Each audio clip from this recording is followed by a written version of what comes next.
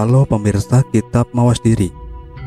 Dalam video kali ini, saya akan membawakan sebuah pembahasan yang berjudul Sejarah Majapahit yang Terlupakan Bagian 2, Masuknya Islam ke Majapahit. Dan semoga pembahasan ini dapat menjadi pengetahuan untuk kita semua. Tanpa berlama-lama lagi, langsung saja kita ke pembahasannya. Kembali ke Jawa, Dewi Anrawati yang muslim itu telah berhasil merebut hati Prabu Brawijaya V. Dia lantas menggulirkan rencana selanjutnya setelah berhasil menyingkirkan pesaingnya, Tan Engkian. Dewi Anrawati meminta kepada Prabu Brawijaya V agar saudara-saudaranya yang muslim yang banyak tinggal di pesisir utara Jawa dibangunkan sebuah asrama, sebuah pesantren, sebuah pondokan, seperti halnya padepokan para pandita Siva dan para wiku Buddha. Mendengar permintaan istri tercintanya ini, Prabu Brawijaya V tak bisa menolak. Namun yang menjadi masalah, siapakah yang akan mengisi jabatan sebagai seorang guru, layaknya padepokan Siva, atau Mahawiku, layaknya padepokan Buddha. Ujung dicinta ulam tiba. Dewi Anrawati segera mengusulkan agar diperkenankan memanggil kakak iparnya di kerajaan Campa, Syekh Ibrahim As-Samarkand, yang kini ada di Campa, untuk tinggal sebagai guru agama Islam di Pulau Jawa yang hendak dibangun. Dan lagi-lagi Prabu Brawijaya V menyetujuinya. Para pembesar Majapahit, para pandita Siva, dan para wiku Buddha sudah melihat gelagat yang tidak baik. Mereka dengan halus memperingatkan Prabu Brawijaya agar selalu berhati-hati dalam mengambil sebuah keputusan penting. Tak kurang-kurang, Sabdo Palon Noyogenggong, seorang punakawan terdekat Prabu Brawijaya V, juga sudah memperingatkan agar momongan mereka kini lebih berhati-hati, tidak gegabah. Namun, Prabu Brawijaya V bagaikan orang mabuk. Tak satupun nasihat orang-orang terdekatnya beliau dengarkan. Perekonomian Majapahit sudah hampir didominasi oleh etnis Cina semenjak putri Tan Engkian diperistri oleh Prabu Brawijaya V. Dan memang itulah misi dari Kekaisaran Tiongkok. Kini, dengan masuknya Dewi Anrawati, orang-orang muslim pun mendapat kesempatan besar. Apalagi pada waktu itu banyak juga orang Cina yang muslim. Semua masukan bagi Prabu Brawijaya V tersebut tidak satupun diperhatikan secara sungguh-sungguh. Para pejabat daerah mengirimkan surat khusus kepada sang Prabu yang isinya mengeluhkan tentang tingkah laku para pendatang baru ini. Namun tetap saja ditanggapi acuh tak acuh. Hingga pada suatu ketika, manakala ada acara rutin tahunan di mana para pejabat daerah harus menghadap ke ibu kota Majapahit sebagai tanda kesetiaan, Pujangga Anom Ketut Suryongalam yang kemudian dikenal sebagai Ki Ageng Kutu, Adipati daerah Wengker atau Ponorogo sekarang, mempersembahkan tarian khusus buat sang Prabu. Tarian ini masih baru, belum pernah ditampilkan dimanapun. Tarian ini dimainkan dengan menggunakan piranti tari bernama Dadak Merak, yaitu sebuah piranti tari yang berupa duplikat kepala harimau dengan banyak hiasan bulu-bulu burung merak di atasnya. Dadak Merak ini dimainkan oleh satu orang pemain dengan diiringi oleh para prajurit yang bertingkah pola seperti banci. Sekarang dimainkan oleh wanita tulen, ditambah satu tokoh yang bernama Pujangga Nom dan satu orang catilan. Sang Pujangga Nom tampak menari-nari acuh tak acuh, sedangkan catilan melompat-lompat seperti orang gila. Sang Prabu takjub melihat tarian baru ini, manakala beliau menanyakan makna dari suguhan tari tersebut. Ki Ageng Kutu, Adipati dari Wengker, yang terkenal berani itu tanpa sungkan-sungkan menjelaskan bahwa Dadak Merak adalah simbol dari kerajaan Majapahit. Kepala harimau adalah simbol dari Sang Prabu. Bulu-bulu merak yang indah adalah simbol permaisuri Sang Prabu yang terkenal sangat cantik, yaitu Dewi Anarawati. Pasukan Banji adalah pasukan Majapahit. Pujangganom adalah simbol dari pejabat teras, dan Catilan adalah simbol dari pejabat daerah. Arti sesungguhnya adalah kerajaan Majapahit ini diperintah oleh seekor harimau yang digangkangi oleh burung merak yang sangat indah. Harimau itu tidak berdaya di bawah selangkangan sang burung merak, dan para prajurit Majapahit sekarang berubah menjadi penakut. Pelempem dan Banji sangat memalukan.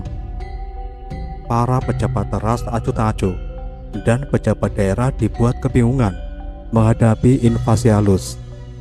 Imperialisasi halus yang kini tengah terjadi, dan dengan terang-terangan Ki Ageng Kutu memperingatkan agar Prabu Brawijaya berhati-hati dengan orang-orang Islam. Kesenian sindiran ini pada kemudian hari, bahkan hingga kini, dikenal dengan nama Reog Ponorogo. Mendengar kelancangan Ki Ageng Kutu, Prabu Brawijaya V murka, dan Ki Ageng Kutu bersama para pengikutnya segera meninggalkan Majapahit. Sesampainya di Wengker, beliau memaklumatkan perang dengan Majapahit. Prabu Brawijaya V mengutus putra selirnya, Raden Batara Katong, kelak adalah pendiri Kabupaten Ponorogo dan juga merupakan adipati pertama Ponorogo, untuk memimpin pasukan Majapahit menggempur Kadipaten Wengker. Prabu Brawijaya V menjanjikan daerah Perdikan. Daerah Perdikan adalah daerah otonom. Beliau menjanjikannya kepada Dewi Anarawati, dan Dewi Anarawati meminta daerah Ampel Dento, daerah Surabaya sekarang, agar dijadikan daerah otonom bagi orang-orang Islam. Dan di sana rencananya akan dibangun sebuah asrama besar, pusat pendidikan bagi kaum muslim. Begitu Prabu Brawijaya menyetujui hal ini, maka Dewi Anarawati atas nama negara mengirim utusan ke Campa meminta kesediaan Syekh Ibrahim As-Samarkand untuk tinggal di Majapahit dan menjadi guru di padepokan yang hendak dibangun.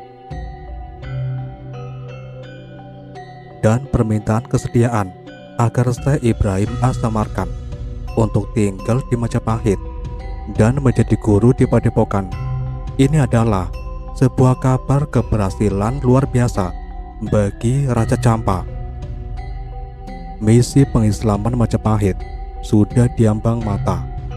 Maka berangkatlah Syekh Ibrahim As-Samarkand ke Jawa, diiringi oleh kedua putranya, Sayyid Al-Murtado atau Raden Murtolo, dan Sayyid Ali Rahmat atau Raden Rahmat atau Bong Swiho. Sesampainya di Gresik, pelabuhan internasional pada waktu itu, mereka disambut oleh masyarakat muslim pesisir yang sudah ada di sana sejak zaman Prabu Hayam Wuruk berkuasa. Masyarakat muslim ini mulai mendiami pesisir utara Jawa semenjak kedatangan Syekh Maulana Malik Ibrahim, yang pada waktu itu memohon menghadap ke hadapan Prabu Hayam Wuruk hanya untuk sekedar meminta beliau agar pasrah memeluk Islam. Tentu saja permintaan ini ditolak oleh Sang Prabu Hayam Wuruk pada waktu itu karena dianggap lancang. Namun beliau sama sekali tidak menjatuhkan hukuman. Beliau dengan hormat mempersilahkan rombongan Syekh Maulana Malik Ibrahim agar kembali pulang. Namun sayang, di Gresik banyak para pengikut Syekh Maulana Malik Ibrahim terkena wabah penyakit yang datang secara tiba-tiba. Banyak yang meninggal, dan Syekh Maulana Malik Ibrahim akhirnya wafat juga di Gresik, dan lantas dikenal oleh orang-orang Jawa Muslim dengan nama Sunan Gresik. Wafat pada tahun 1419 Masehi. atau 882 Hijriah. Sunan Gresik diketahui berasal dari Ghassan atau Persia atau Iran sekarang. Perlu diketahui bahwa Syekh Maulana Malik Ibrahim atau Sunan Gresik telah datang jauh-jauh hari sebelum ada yang dinamakan Dewan Wali Songo. Sanga sama dengan perkumpulan orang-orang suci. Sanga diambil dari bahasa Sanskerta. Bandingkan dengan doktrin Buddhis mengenai Buddha, Dharma, dan Sangha. Kata-kata Wali Sangha lama-lama berubah menjadi Wali Songo, yang artinya Wali 9. Rombongan dari Campai ini sementara waktu beristirahat di Gresik sebelum meneruskan perjalanan menuju ibu kota negara Majapahit. Sayang, setibanya di Gresik, Syekh Ibrahim As-Samarkand jatuh sakit dan meninggal dunia. Orang Jawa Muslim mengenalnya dengan nama Syekh Ibrahim Semorokandi. Makamnya masih ada di Gresik sekarang. Kabar meninggalnya Syekh Ibrahim As-Samarkand sampai juga di istana. Dewi Anarawati bersedih. Lantas kedua putra Syekh Ibrahim As-Samarkand dipanggil menghadap. Atas usul Dewi Anarawati, Sayyid Ali Rahmat diangkat sebagai pengganti ayahnya sebagai guru di sebuah padepokan Islam yang hendak didirikan. Bahkan Sayyid Ali Rahmat dan Sayyid Ali Murtado mendapat gelar kebangsawanan Majapahit, yaitu Radian atau Raden. Jadilah mereka dikenal dengan nama Raden Rahmat dan Raden Murtolo. Namun lama-kelamaan Raden Murtolo dikenal dengan nama Raden Santri. Makamnya juga ada di Gresik sekarang. Orang Jawa tidak bisa mengucapkan huruf do. Huruf do berubah menjadi lo, seperti ridho jadi rilo, Ramadan jadi ramelan, Riyado jadi rialat, dan lain-lain. Raden Rahmat atau Bong Swiho disokong pendanaan dari Majapahit, membangun pusat pendidikan Islam pertama di Jawa. Para Muslim pesisir datang membantu. Tak berapa lama, berdirilah Padepokan Ampel Dento. Istilah padepokan lama-lama berubah menjadi pesantren untuk membedakannya dengan asrama, pendidikan agama Siva dan agama Buddha. Lantas di kemudian hari, Raden Rahmat atau Bong Swiho dikenal dengan nama Sunan Ampel. Raden Santri mengembara ke Bima, menyebarkan Islam di sana. Hingga ketika sudah tua, ia kembali ke Jawa dan meninggal di Gresik. Para pembesar Majapahit, para pandita Siva, dan para wiku Buddha sudah memperingatkan Prabu Brawijaya, sebab sudah terdengar kabar di mana-mana. Kaum baru ini adalah kaum misioner, kaum yang punya misi tertentu. Kerajaan Malaka 1405 hingga 1511 Masehi sudah berubah menjadi Kesultanan atau Kadipaten Islam. Kerajaan Pasai juga menjadi Kerajaan Kesultanan. Pasai atau juga dikenal dengan Samudra Darussalam. Kerajaan Palembang juga menjadi Kesultanan Palembang Darussalam. Dan kini gerakan itu sudah semakin dekat dengan pusat kerajaan Majapahit. Semua telah memperingatkan Sang Prabu. Tak ketinggalan juga Sabdo Palon Noyogenggong. Namun bagaikan berlalunya angin, Prabu Brawijaya V tetap tidak mendengarkannya. Raja Majapahit yang bernama asli Bri Kertabumi yang ditakuti ini kini bagaikan harimau yang takluk di bawah kangkangan burung merak. Dewi Anarawati, benarlah apa yang dikatakan Ki Ageng Kutu dari Wengker dulu. Runtuhnya Majapahit, berdirinya Giri Kedaton. Suatu waktu lalu, wilayah Blambangan atau Banyuwangi sekarang, sekitar tahun 1450 Masehi, terkena wabah penyakit. Hal ini dikarenakan ketidaksadaran masyarakatnya yang kurang mampu menjaga kebersihan lingkungan. Blambangan diperintah oleh Adipati Menak Semboyo, didampingi Pati Bajul Sengoro. Wabah penyakit itu masuk juga ke istana Kadipaten.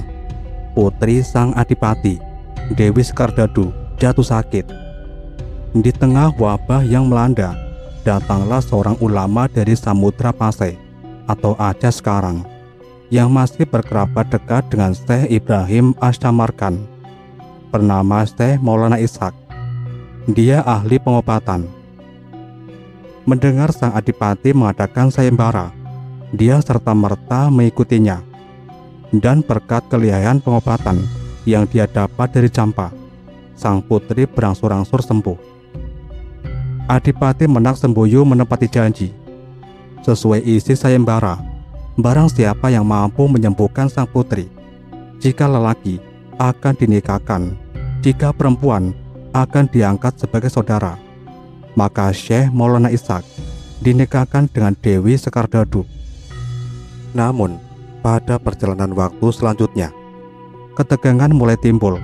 Ini disebabkan Syekh Maulana Ishak mengajak Adipati beserta seluruh keluarga untuk memeluk agama Islam. Ketegangan ini lama-lama berbuntut pengusiran Syekh Maulana Ishak dari Blambangan. Perceraian terjadi, dan waktu itu Dewi Sekardadu tengah hamil tua.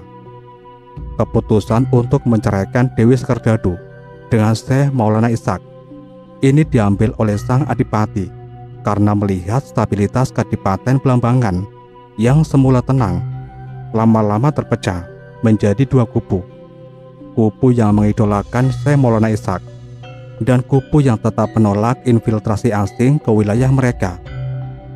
Kubu pertama tertarik pada ajaran Islam, sedangkan kubu kedua tetap tidak menyetujui masuknya Islam karena terlalu diskriminatif menurut mereka. Antar kerabat jadi terpisah belah, saling curiga dan tegang. Ini yang tidak mereka sukai. Sepeninggal Syekh Maulana Ishak, ternyata masalah belum usai. Kubu yang pro ulama dari Pasai ini kini menantikan kelahiran putra sang Syekh yang tengah dikandung Dewi Sekardadu. Sosok Syekh Maulana Ishak kini menjadi laten bagi stabilitas Blambangan. Mendapati situasi ketegangan belum juga bisa diredakan, maka mau tak mau Adipati Blambangan Menak Semboyo dengan sangat terpaksa memberikan anak Syekh Maulana Ishak, cucunya sendiri, kepada saudagar muslim dari Gresik. Anak itu terlahir laki-laki.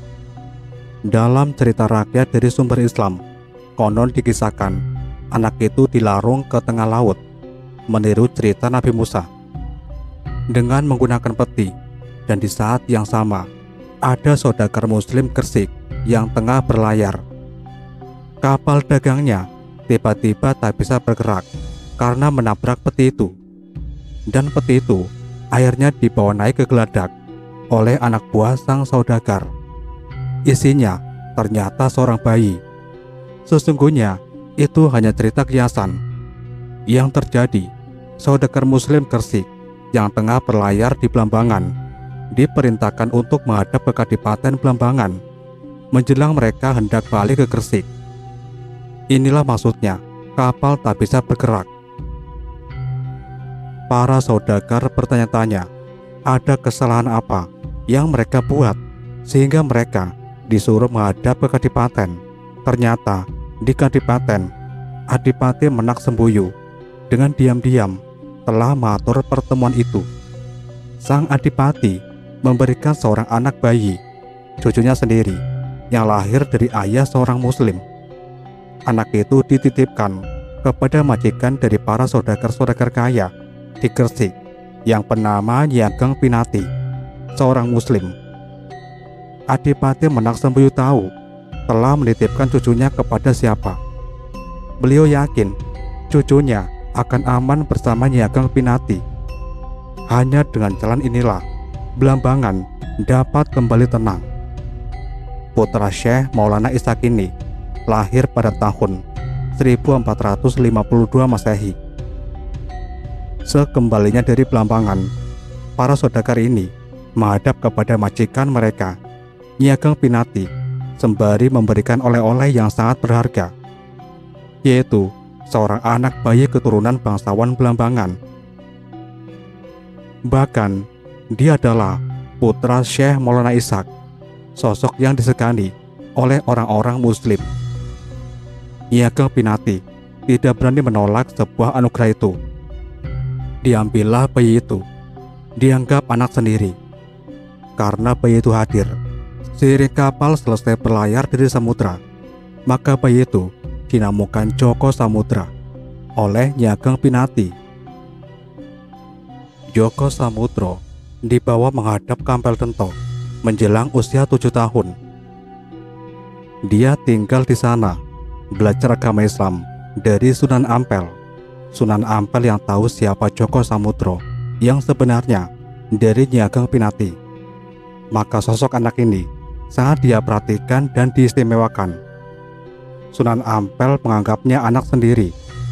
Sunan Ampel atau Bong Swiho dari hasil perkawinannya dengan Nyai Ageng Manila, yaitu kakak kandung Adipati Tuban, Arya Teja, memiliki 8 putra dan putri.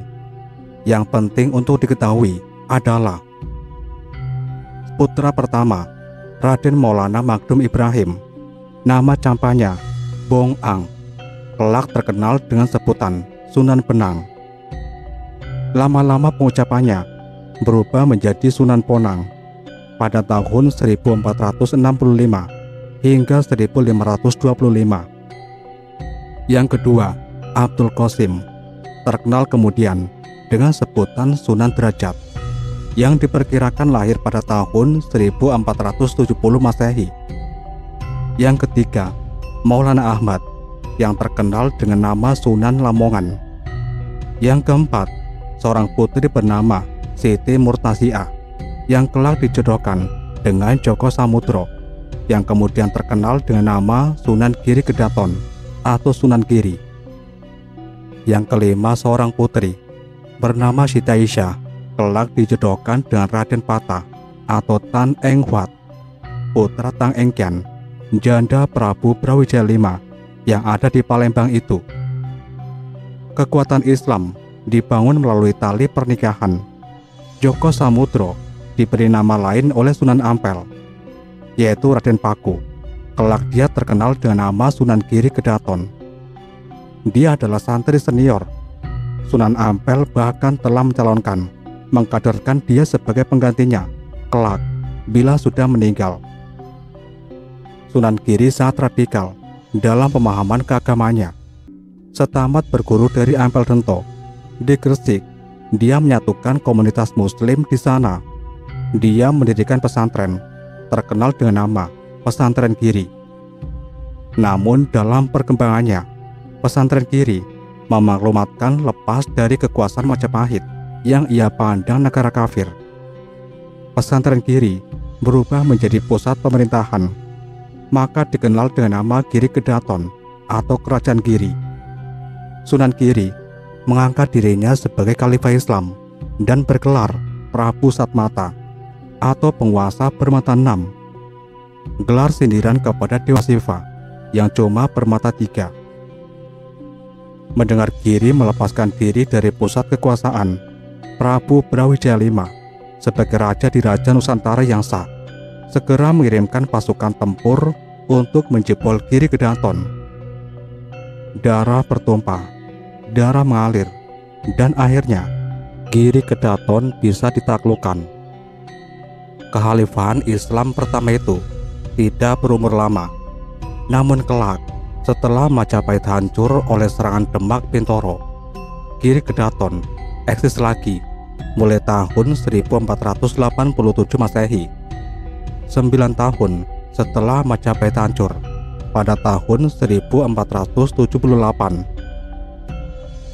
Dari sumber Islam banyak cerita yang memojokkan prajurit Majapahit. Konon, Sunan Giri berhasil mengusir pasukan Majapahit hanya dengan melemparkan sebuah kalam atau penanya.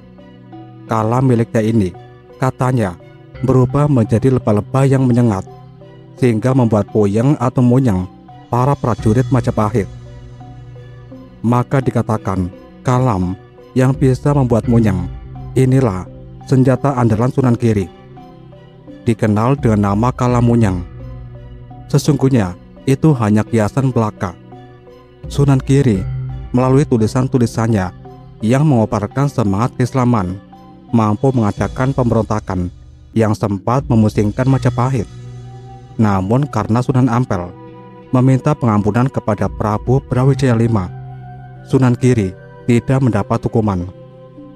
Tapi gerak-geriknya selalu diawasi oleh pasukan Telik Sandibaya atau pasukan intelijen Majapahit.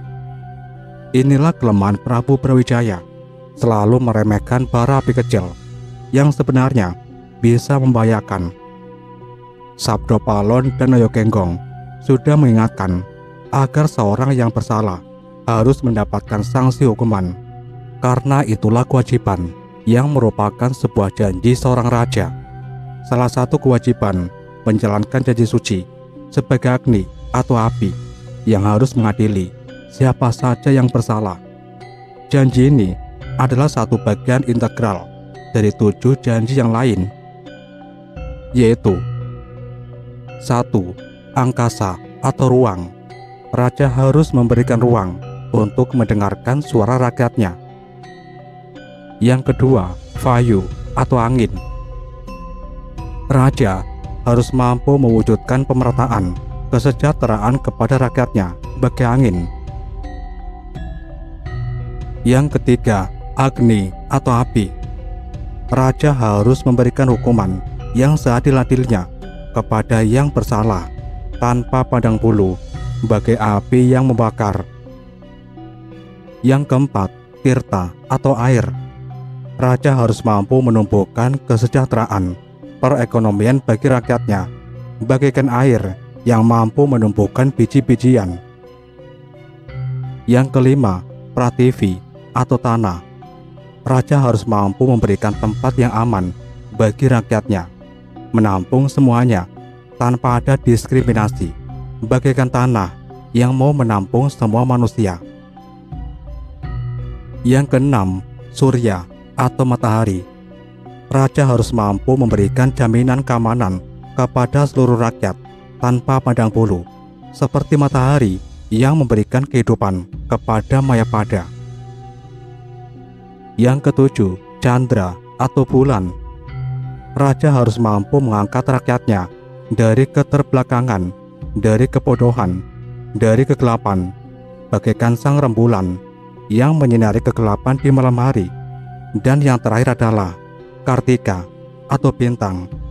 Raja harus mampu memberikan aturan-aturan hukum yang jelas, kepastian hukum bagi rakyat demi kesejahteraan, kemanusiaan, keadilan, bagaikan bintang ke bintang yang mampu menunjukkan arah mata angin dengan pasti di kala malam menjelang.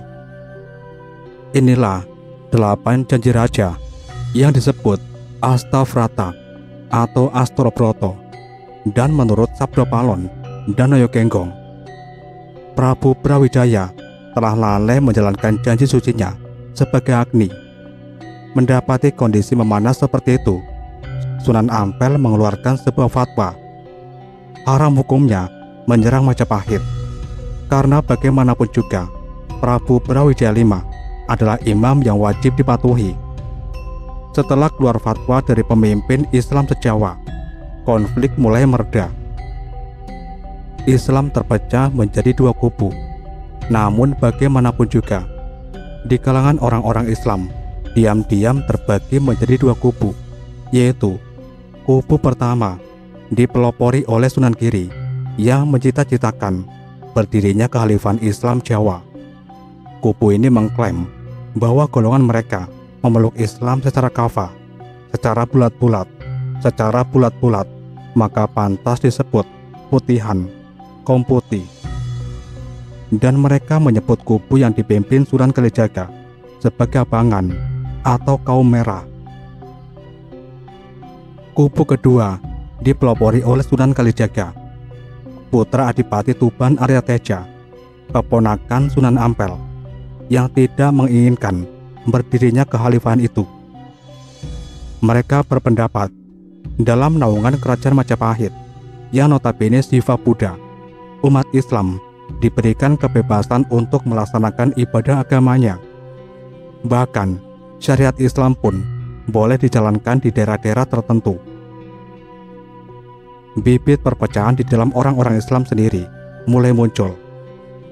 Hal ini hanya bagaikan api dalam sekam ketika Sunan Ampel masih hidup. Kelak, ketika Majapahit berhasil dijebol oleh para militan Islam, dan ketika Sunan Ampel sudah wafat, kedua kubu ini terlibat pertikaian frontal yang berdarah-darah, yang paling parah dan memakan banyak korban. Sampai-sampai para investor dari Portugis melarikan diri ke Malaka dan menceritakan di Jawa tengah terjadi kekacauan dan anarkis yang mengerikan. Adalah pertikaian antara Arya Penangsang, santri Sunan Kudus, penguasa Jipang Panolan dari kubu Botihan, dengan Caka Tingkir atau Mas Karebet, santri Sunan Kalijaga, penguasa Pajang dari kubu Abangan. Berdirinya Ponorogo. Ki Ageng Kutu Adipati Wengker sebenarnya masih keturunan bangsawan Majapahit. Beliau masih keturunan Raden Kudamerta, kesatria Pajajaran yang melarikan diri bersama Raden Cakradara alias Sri Kertawardhana, ibu Hayam Wuruk. Raden Kudamerta berhasil menikah dengan Sri Kitarja, putri Raden Wijaya, raja penguasa pertama Majapahit. Sedangkan Raden Cakradara berhasil menikahi Tri Buana Tunggadewi, kakak kandung Sri Kitarja. Dari perkawinan antara Raden Cakradara dengan Tri Buana Tunggadewi inilah lahir Prabu Hayam Wuruk yang terkenal itu. Sedangkan Raden Kudamerta menjadi penguasa daerah Wengker yang sekarang dikenal dengan nama Ponorogo. Sedangkan Ki Ageng Kutu adalah keturunan dari Raden Kudamerta dan Sri Kitarja. Melihat Majapahit di bawah pemerintahan Prabu Brawijaya V bagaikan harimau yang kehilangan taringnya, Ki Ageng Kutu memaklumatkan perang dengan Majapahit. Prabu Brawijaya V atau Prabu Kertabumi menjawab tantangan Ki Ageng Kutu dengan mengirimkan sejumlah pasukan tempur Majapahit di bawah pimpinan Raden Patar Katong, putra selir beliau. Pertarungan Majapahit dan Ki Ageng Kutu terjadi. Pasukan Majapahit terpukul mundur. Hal ini disebabkan banyak prajurit Majapahit yang membelot dari kesatuannya dan memperkuat barisan Wengker. Pasukan yang dipimpin Raden Patar Katong kocar-kacir. Raden Patar Katong yang merasa malu karena telah gagal menjalankan tugas negara, konon tidak mau pulang ke Majapahit. Dia bertekad bagaimanapun juga Wengker harus ditundukkan. Inilah sikap seorang kesatria sejati. Ada seorang ulama Islam yang tinggal di Wengker yang mengamati gejolak politik itu. Dia bernama Ki Ageng Mira. Situasi yang tidak menentu seperti itu dimanfaatkan olehnya. Dia mendengar Raden Patar Katong tidak pulang ke Majapahit. Dia berusaha mencari kebenaran berita itu, dan usahanya menuai hasil. Dia berhasil menemukan tempat persembunyian Raden Patar Katong. Dia menawarkan diri bisa memberikan solusi untuk menundukkan Wengker karena dia sudah lama tinggal di sana. Raden Patar Katong tertarik. Namun diam-diam Ki Ageng Mira menanamkan doktrin keislaman di benak Raden Patar Katong. Jika ini berhasil, setidaknya pengislaman Wengker akan semakin mudah, karena Raden Patar Katong mempunyai akses langsung dengan militer Majapahit. Jikapun tidak berhasil membuat Raden Patar Katong memeluk Islam, setidaknya kelak dia akan melupakan jasanya telah membantu memberitahukan titik kelemahan Wengker. Dan bila itu terjadi, Ki Ageng Mira pasti akan menduduki kedudukan yang mempunyai akses luas menyebarkan Islam di Wengker. Dan ternyata Raden Patar Katong tertarik dengan agama baru itu. Selanjutnya, Ki Ageng Mira mengatur rencana. Raden Patarkatong harus pura-pura meminta suaka politik di Wengker. Raden Patarkatong harus mengatakan untuk memohon perlindungan kepada Ki Ageng Kutu. Dia harus pura-pura membelot dari pihak Majapahit. Ki Ageng Kutu pasti akan menerima pengabdian Raden Patarkatong. Ki Ageng Kutu pasti akan senang melihat Raden Patarkatong telah membelot dan kini berada di pihaknya. Manakala rencana itu sudah berhasil, Raden Patarkatong harus mengutarakan niatnya untuk mempersunting Niken Gendini, putri sulung Ki Ageng Kutu sebagai istri. Sampai di sini dulu pembahasan kita kali ini. Dan nantikan kelanjutan pembahasan ini di video berikutnya. Tetap di channel Kitab Mawas Diri.